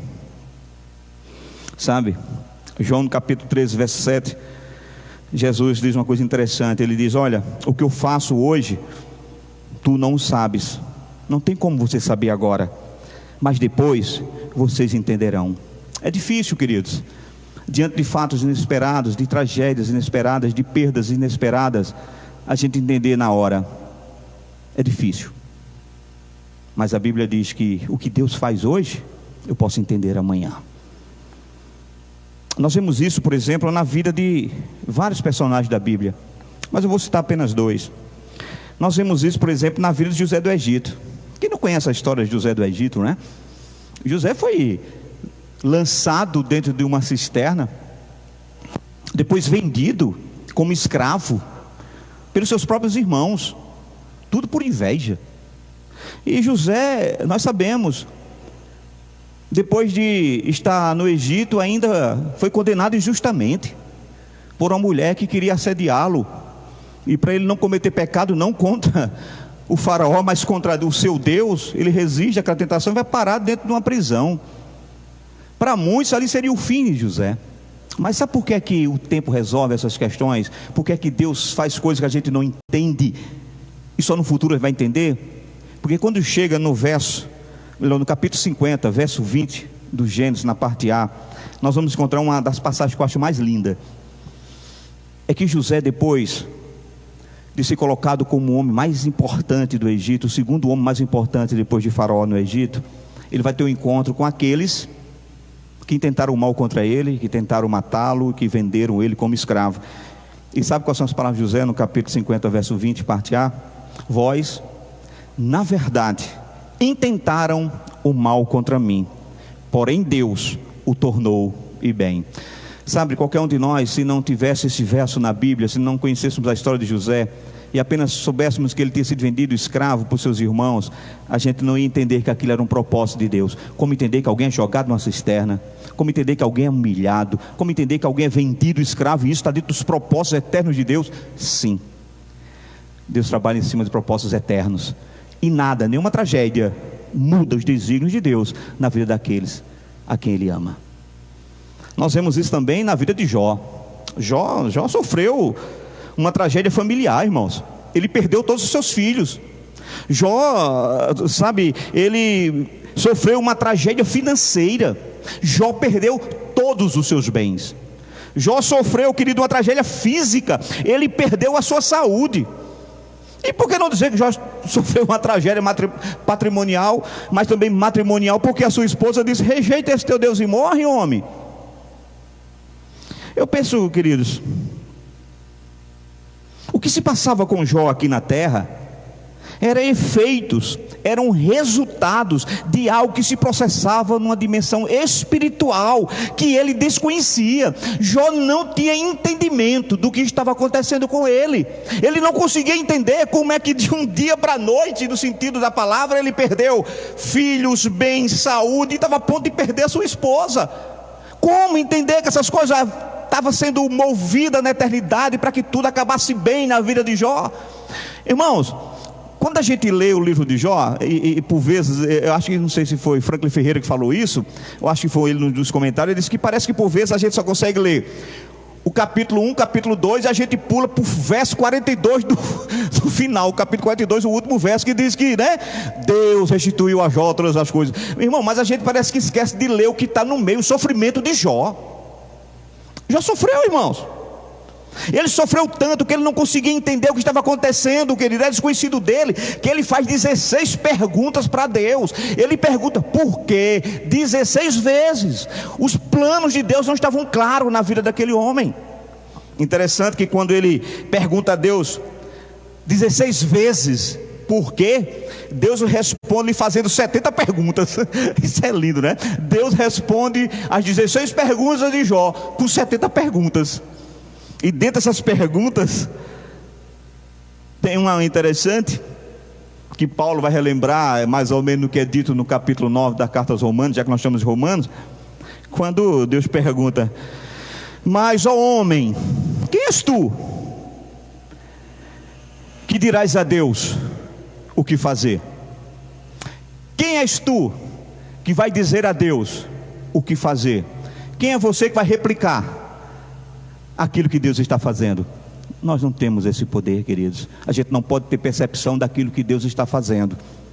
Mas até não ter percepção, não ter entendimento e questionar a Deus, são caminhos diferentes.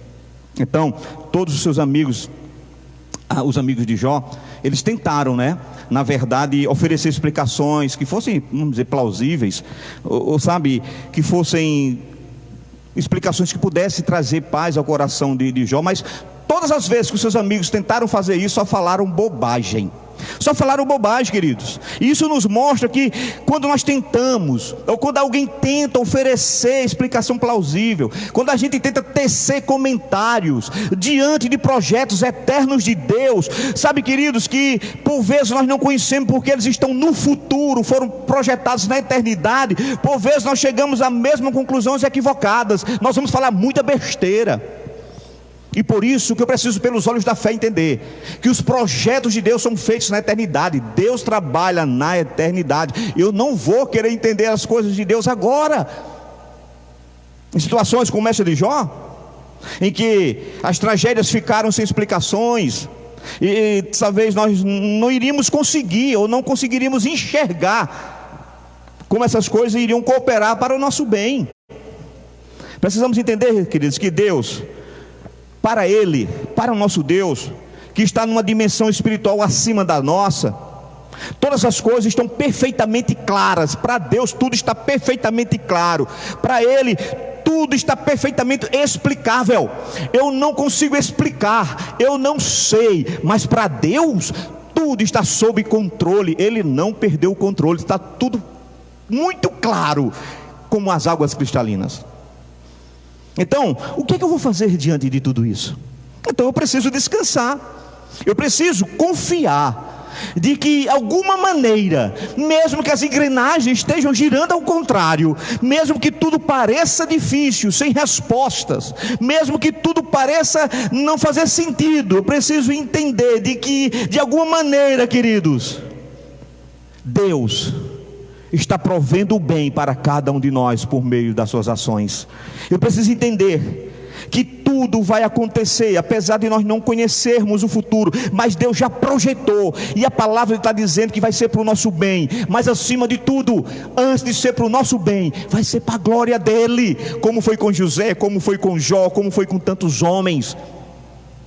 Sabe por quê, queridos? Porque Deus trabalha em cima de projetos eternos. Não esqueça isto. Mas em segundo lugar, para entendermos que Deus manobra todas as coisas para o nosso bem, inclusive as tragédias, é preciso que tenhamos em mente uma outra questão. É que o laço amoroso de Deus para conosco, o laço amoroso de Deus para conosco não se rompe, mesmo diante das piores tragédias da nossa vida.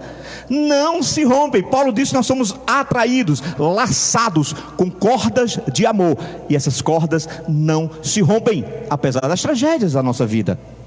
Verso 35, capítulo 8 de Romanos: quem nos separará do amor de Cristo? A tribulação? Ou a angústia? Ou a perseguição? Ou a fome? Ou a nudez? Ou o perigo? Ou a espada? Veja que no versículo 35 Paulo faz uma série de perguntas retóricas, mas a principal dela está logo no início. Quem nos separará do amor de Cristo? Isso é uma pergunta retórica de Paulo. Quem nos separará do amor de Cristo? Porque ao fazer essa pergunta, Paulo não estava de fato buscando alguma resposta. Ele não estava querendo que alguém falasse para ele quem poderia lhe separar do amor de Cristo. Ele faz simplesmente essa pergunta para fins de argumentação, para ele enfatizar uma verdade que ele já sabia, e por isso é uma retórica. Ele já sabia a resposta, ele queria apenas argumentar para aqueles a quem ele estava escrevendo esta carta, que eram os nossos irmãos de Roma. Porque perceba, em seguida ele passa a listar agora como resposta uma série de circunstâncias incômodas, que quando nós estamos no meio delas, nós temos dificuldades de perceber, temos dificuldade de entender o amor de Deus por nós.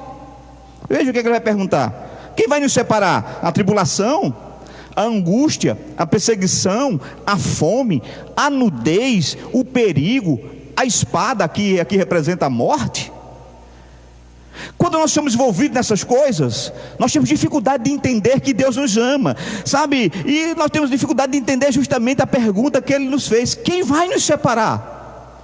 O que Paulo estava enfatizando com essas duas perguntas retóricas, irmãos, é que nenhuma dessas circunstâncias incômodas, nenhuma dessas circunstâncias que por vezes são trágicas em nossas vidas, é capaz de romper o laço do amor de Deus para conosco. Nada disso rompe o laço de amor de Deus comigo e com você. Talvez você agora esteja me perguntando aí: mas pastor, como é que eu vou entender que o amor de Deus por nós diante das tragédias da vida? Como é que eu vou entender que Deus me ama diante de tudo que eu estou passando? Como é que eu vou entender o amor de Deus por nós diante de um casamento desfeito? Pastor, como é que eu vou entender que Deus me ama se meu casamento foi para o beleléu? Como é que eu vou entender, sabe, o amor de Deus diante do abandono do meu marido ou da minha esposa? Como é que eu vou entender o amor de Deus diante da morte dos meus pais, quando ainda se é muito jovem, como aconteceu naquele exemplo que o pastor relatou? Como eu vou entender essas coisas diante das agonias de um parente com uma doença incurável? Como é que eu vou entender, sabe, essas coisas diante do fato de ter sido ainda, quem sabe, rejeitado desde o ventre? Como é que eu vou entender essas coisas? Como é que eu vou entender se ainda continuo sendo rejeitado por alguns? Como entender o amor de Deus por nós, pastor, quando se perde o emprego? Como é que eu vou entender o amor de Deus quando a fonte de renda, a fonte para o sustento da família se acaba? Como é que eu vou entender o amor de Deus quando se é abandonado pelos pais? Como é que eu vou entender o amor de Deus quando Ele remove das nossas vidas as pessoas que nós mais amamos? Como eu vou entender o amor de Deus? E aí, concordo que em circunstâncias como estas é extremamente difícil perceber e entender o amor de Deus.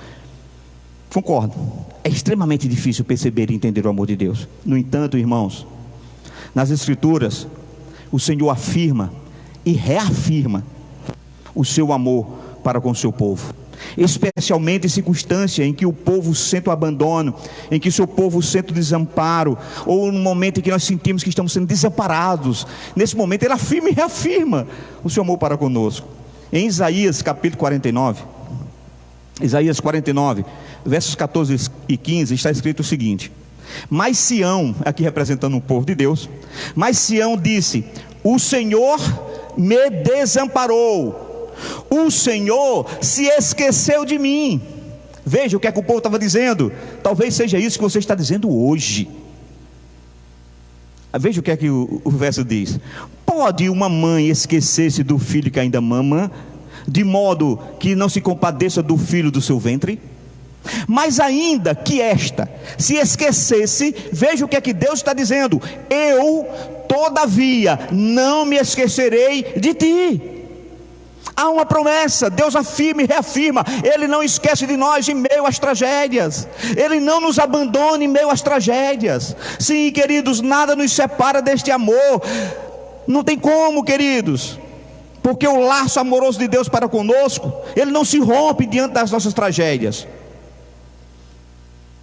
E é por isso que o salmista, no Salmo 27, verso 10, o salmista Davi, ele fala desse amor imutável do Senhor, quando ele diz: ainda que meu pai e a minha mãe me abandonassem, o Senhor me recolheria. Há uma certeza, uma convicção de que Deus não nos deixa. Então, queridos, observemos que para afirmar e reafirmar a imutabilidade do seu amor para conosco, até mesmo em meio às tragédias da vida, o Senhor usa esse ponto de comparação, né? E Ele vai usar esse ponto de comparação, o amor mais elevado, o nível mais elevado de amor que nós conhecemos aqui na terra, ou dos relacionamentos humanos, que é o amor dos pais para com seus filhos. Ele então diz: olha, o que vocês conhecem de mais forte em termos de relacionamento é o amor de um pai para com o filho, de uma mãe para com o filho. E eles podem abandonar você, eles podem desprezar você, mas eu não lhe deixarei, nem lhe desampararei. Esta é a promessa de Deus, irmãos. Portanto, tenhamos sempre em mente, queridos, que o laço amoroso de Deus, o laço que nos prende a Ele, não se rompe mesmo diante das piores tragédias da nossa vida. Não se rompe. Pelo contrário, nas piores tragédias, estamos mais próximos do Senhor. Mas em terceiro lugar, para entendermos que Deus manobra todas as coisas, inclusive as tragédias, para o nosso bem, é preciso que tenhamos em mente também que o laço amoroso de Deus, aquele que não se rompe, o laço amoroso de Deus para conosco, ultrapassa os limites da própria morte. Versos 38 e 39.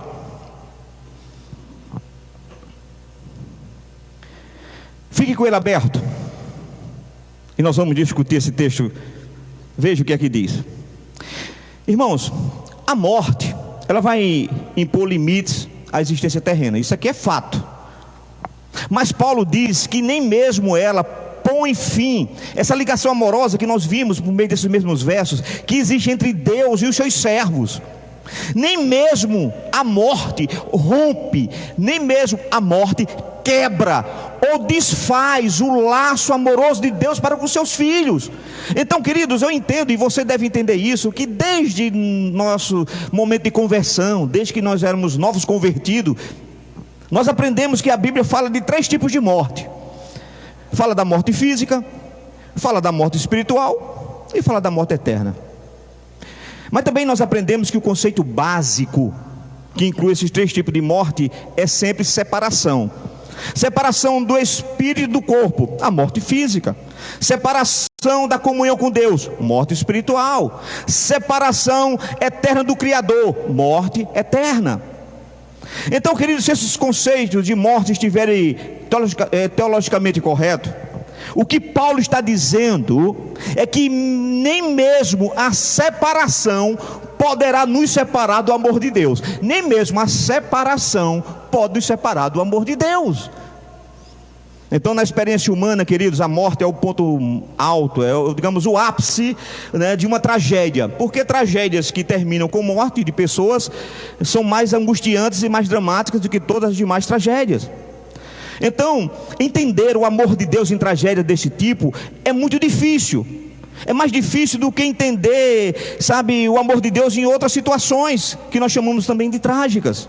Geralmente, as pessoas acham que Deus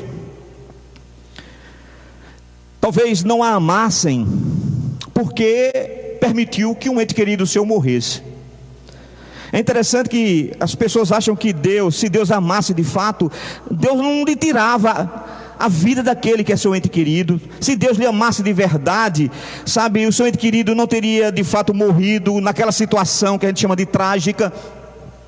Então, às vezes, pensamentos como estes geram revolta, eles abalam a nossa fé, e por vezes muitas pessoas são levadas a desacreditar no amor de Deus, porque elas estão vendo o fato, a morte e a forma que morreu, e as pessoas que por vezes estão tão ligadas a nós nos dá esse sentimento de que parece que Deus não está ligando mesmo para nós. E é em momentos assim, queridos, que é preciso termos maturidade cristã, somente assim, somente pela fé, porque é preciso ter a visão correta da morte. Nós somos homens, e o que ainda nos causa medo é a morte. Eu brinco, irmãos, que tem um pastor amigo nosso, que eu não vou dizer o nome, que tem medo de morrer, que é uma benção. Ele não pode, olha, se você fizer qualquer exemplo de morte, botar o nome dele, ele diz, não, bote outro, não bote meu exemplo não, no meu nome não. Ou seja, nós não nos acostumamos com a morte. Isso é muito lógico, porque na verdade nós não nascemos para morrer, não é? Então, o que acontece é que, por vezes, a gente precisa ter essa visão madura do que é a morte. Deus, de fato, Ele não nos deixou de amar porque o nosso ente querido morreu de forma drástica. Não. Eu me lembro quando morreu um cantor evangélico. Eu era novo convertido. Ele era da Congregação Central, rapaz. Robson deve lembrar o nome dele. Afonso Augusto. Lembra de Afonso Augusto? Juarez deve lembrar. Quem é mais antigo lembra. Afonso Augusto, ele vinha de um show, né? Tinha feito um evento e morreu num acidente. E a gente fica se perguntando, o cara vinha, né? De um evento, de um show, morreu trágico, um acidente trágico. Uma irmã nossa, cantora, queria me lembrar o nome, canta Jerusalém e eu. Jerusalém, ela foi para o banco, estava tendo um assalto, uma bala perdida matou. Aí a gente fica se perguntando, né? Aí, então Deus não deixou, querido, nos amar porque os nossos entes queridos, pessoas amigas, crentes, morrem de forma trágica. Isso não é sinal de que Deus não nos ama ou não amava aquelas pessoas. Ele não deixou de nos amar quando nós somos vítimas de alguma tragédia. Sabe por quê, queridos? Porque o seu laço amoroso para conosco, diz Paulo, ultrapassa os limites da própria morte.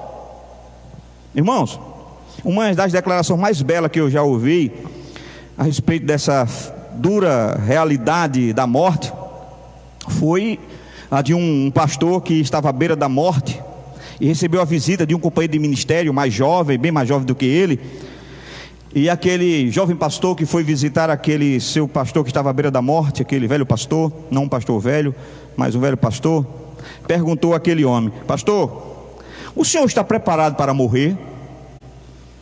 E aquele homem respondeu: não, meu filho, não estou preparado para morrer. Eu estou pronto, preparado para viver a eternidade ao lado do meu Deus. Veja o que é uma visão cristã de morte. Paulo, escrevendo aos Filipenses, capítulo 1, verso 21, diz: porque para mim o viver é Cristo e o morrer é lucro. Isso é uma visão madura da morte. Ela já foi vencida. Ela não nos separa do amor de Deus, nem porque morremos, e muito menos depois que morremos. Porque o que esse inimigo que foi vencido, o nosso último inimigo a ser vencido, pode fazer é nos lançar nos braços de Deus. Nada mais. Ela não pode mudar os desígnios que Deus fez na eternidade, porque aquele que de antemão Ele conheceu, Ele predestinou, e aquele que Ele predestinou, Ele chamou, e aquele chamou, Ele justificou. Mas o fim disso tudo é glorificação, e nem a morte pode nos tirar a certeza da glória. É para lá que nós vamos, queridos. Então eu não posso pensar que a morte é um sinal de que Deus não me ama. Como assim? Então, queridos, tem um outro exemplo que eu vi esses dias, na hora que eu estava preparando essa mensagem, contando a história de um homem índio, um indígena, recém-convertido, e que foi fazer uma visita a uma irmã também indígena, recém-convertida, da comunidade em que eles faziam parte, e essa irmã estava com câncer. E ele foi até lá, ela estava no estágio final da sua vida, e ele mostrou a maturidade da fé de um novo convertido indígena, que por vezes nos envergonha. Ele disse: vá, minha irmãzinha, vá em paz. O câncer pode comer sua carne, mas não pode comer o seu espírito. Então, queridos, esse homem tão simples, né? Na simplicidade da sua fé, expressou maturidade, expressou visão correta do que é a morte. Porque mesmo matando-a, o câncer não seria capaz de pôr fim à existência espiritual, nem pôr fim o seu relacionamento com Deus, sabe, numa outra dimensão. O câncer, a morte não seria capaz de desfazer, de romper o laço amoroso de Deus para com aquela serva. E nada pode fazer com que esse laço seja rompido. Paulo já estava falando sobre isso na carta aos Romanos, quando ele escreve no capítulo 14, nos versos 7 e 8, dizendo o seguinte: porque nenhum de nós vive para si mesmo. Escute isso aqui. Paulo vai falar isso no capítulo 14 dessa mesma carta. Ele diz: porque nenhum de nós vive para si mesmo, nem para morrer para si mesmo. Porque se vivemos para o Senhor, vivemos. Se morremos para o Senhor, morremos. Que pois vivamos ou morramos, nós somos do Senhor. Paulo está dizendo: não importa se eu estou vivo ou se eu estou morto. Se eu estou vivo, eu vivo para o Senhor. Se eu morro para o Senhor. Porque não importa, estando vivo ou morto, eu estou no Senhor. O estágio final do crente é glorificação. Nós não seremos glorificados, nós já somos glorificados. E eu quero concluir com uma citação de Thomas Watson. O Watson, ele disse uma coisa interessante, falando sobre esse medo. Por que a gente tem medo de morrer, não é? E por que às vezes a morte mexe conosco e as tragédias parecem nos mostrar que Deus não nos ama? Por que isso? Thomas Watson vai dizer uma coisa interessante. Ele diz: um cão nunca morde aqueles que são de casa, somente os estranhos. A aflição morde tão profundamente os filhos de Deus, porque eles ficam pouco tempo em casa com o seu Deus, com a palavra e os costumes do seu Deus, e tempo demais com o mundo e os costumes dos homens. Se eles estivessem mais vezes em casa com seu mestre e pastor, nos lugares celestiais, as aflições seriam muito mais fáceis de serem suportadas. Não existe uma verdade nisso? É que por vezes nós estamos tão ligados aqui na terra, estamos tão presos às coisas daqui, que a gente não olha para a glória. E sabe por que as aflições nos atingem tão fortemente? Porque nós estamos presos a isso aqui. Nós passamos pouco tempo na casa do Pai, no sentido de estar na sua presença, de estar orando, buscando ao Senhor, entendendo o seu trabalhar, as suas ações. Então, queridos, eu finalizo para a gente orar, fazendo a você a indagação: como é que você tem vivido nesse período de pandemia? Como é que você tem reagido diante das tragédias, diante das coisas que têm acontecido com você, com seus entes queridos? Como é que você recebe tanta notícia de pessoas que estão morrendo agora? Eu estava conversando com os irmãos antes de começar o culto. O coronavírus, essa Covid-19, tem tomado de assalto algumas pessoas próximas, distantes, em toda parte do mundo. Eu tive um irmão do meu padastro que morreu essa semana em Patos. O prefeito, né, o prefeito, ou vice-prefeito na verdade, né? Ele não é prefeito, né? Vice-prefeito de Patos, Dinaldo Vanderlei, faleceu hoje. E tantos rostos que a gente não conhece. Mas como é que a gente age diante disso? A gente questiona se Deus ama essas pessoas ou não. Então, queridos, nesse período de pandemia, que nós possamos passar mais tempo na presença do Senhor, do nosso pastor. O que é que você tem feito com os dias que Deus tem lhe dado para você estar em casa? Como você tem gastado os seus dias? Você não pode dizer que você não tem tempo, porque agora nós temos tempo. Então eu queria que possamos passar mais tempo na presença do Senhor, porque assim seremos fortalecidos.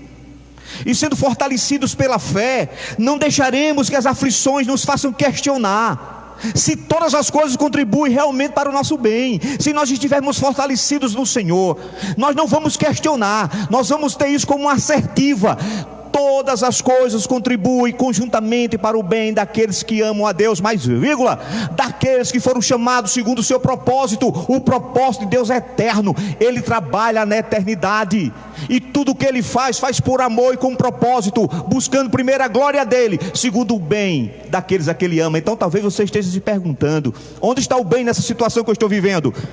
O que eu faço hoje? entenderás amanhã. Mas se Deus é controle da tua vida, morte, tragédia, perdas, nada disso rompe com o laço amoroso que Ele tem com você. Ele te ama. Coloque isso na sua vida. Busque mais conhecer esse Deus, e com certeza o teu coração vai ficar mais em paz. Amém? Espero que Deus tenha falado ao teu coração, porque agora nós queremos encerrar. E antes de encerrar, nós temos aqui também alguns pedidos de oração. Por exemplo, a nossa irmã Cleise pede oração porque ela está suspeita da necessidade de fazer uma cirurgia de hérnia e vai fazer os exames para a semana. Cleise, nós vamos estar orando. Se tiver que ser, vai ser. Lembra do que nós falamos hoje. Há um propósito em todas as coisas. Você sabe, você que passou por isso, você sabe por que o propósito daquela enfermidade ter tomado você por algum tempo? Porque hoje tu fala do amor de Deus, aonde você vai. Então descansa o teu coração, Cleise. Nós vamos orar também por João e Josefa, os avós de Aline, né? Ela colocou no grupo de oração hoje. O avô está cometido da Covid-19, a sua avó ainda não, mas vamos orar por eles. Vamos orar por Janete, que perdeu na semana passada, hoje fazem 8 dias, o seu marido. Vamos orar pela nossa irmã, para que Deus abençoe a vida da nossa irmã. Vamos orar também pela família do presbítero Sandro, lá da primeira igreja, aliás, da segunda igreja presbiteriana de Patos, que também foi acometido desse mal e chegou a falecer, assim como orar pela família do meu padrasto, que também perdeu o seu irmão pela Covid-19. E eu creio que em Patos também, não apenas esses irmãos, mas como eu falei, Divaldo Vanderlei, Patos deve estar chorando. Vamos pedir a bênção de Deus sobre a família dessas pessoas. Orar também pela nossa irmã Mônica. Nós temos acompanhado essa irmã, está um problema muito sério, depressiva, atentando contra a sua vida. Vamos pedir a Deus que tenha misericórdia dessas pessoas. Vamos orar também por Gabriel. Gabrielzinho é o filho de Jaciane e Cezinha. Ele vai passar por uma pequena cirurgia na próxima semana, mas como nós estamos vivendo esse período de pandemia, tudo causa uma certa desconfiança, principalmente relacionada aos hospitais, contaminação, etc. Mas nós já conversamos com Jaciane e com certeza Deus já acalmou o seu coração. Então, diante desses pedidos, eu quero pedir a você que coloque o seu pedido de oração. Faça você o seu pedido de oração agora. Nós vamos orar ao Senhor. Pedir a igreja fique de pé, nos auxilie em concordância com essa oração. Senhor, diante de Ti nós apresentamos a vida de Cleise, a vida de seu João, de Janete, a família do presbítero Sandro, de Abidias, a família de Mônica, de Gabriel, que tão jovem vai passar por essa cirurgia. Pedir ao Senhor que guarde essas famílias, supra as suas necessidades, que aqueles que perderam os entes queridos por essa enfermidade possam entender que, se são de Deus, nem a morte vai separá-los, porque aqueles que são do Senhor já estão nos braços do Pai nesse momento. Pedir ao Senhor que nos ajude a enfrentar as lutas do nosso dia a dia, com a perspectiva de que nada vai nos afastar de Ti, que não sejamos daqueles que vão indagar ao Senhor porque das lutas, nem das tribulações, que sejamos daqueles que possamos entender que tudo há um propósito.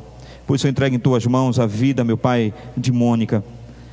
Ó Deus, que o Senhor ministre paz ao coração dela, que esse sentimento de morte, esse espírito que ronda a vida dela de suicídio, seja repreendido em nome de Cristo Jesus. Toma Janete, ó Deus, em Tuas mãos. Toma Mateus, essa família que ainda chora a morte do seu ente querido, mas que eles entendam que isso não é sinal de que Deus não amava aquele a que levou e que também não amava a eles que ficaram. Pelo contrário, Deus ama ambos, mas o Senhor tem seus propósitos, são eternos. Eu não entendo o porquê agora, talvez Janete não entenda, Mateus não entenda, mas no fim, assim como aquele relógio, a engrenagem da providência junto com a engrenagem da graça, movidos pelo Senhor, Criador dos céus e da terra, tudo vai contribuir para o bem daqueles que amam a Deus, daqueles que foram chamados segundo o seu propósito. Eu te agradeço por tudo, Pai, em nome do Pai, do Filho e do Espírito Santo. Recebam todos a bênção do Senhor. Que a graça salvífica do nosso Senhor e Salvador Jesus Cristo, o amor de Deus o Pai, o poder, a comunhão e as doces consolações do Espírito Santo de Deus repousem sobre a vida de cada um de vós, desde agora e para todos sempre. Amém. Irmãos, você que está aí até o final conosco, lembre-se, amanhã 19h30, programação Família no Altar. Conto com você em nome de Jesus. Deus nos abençoe.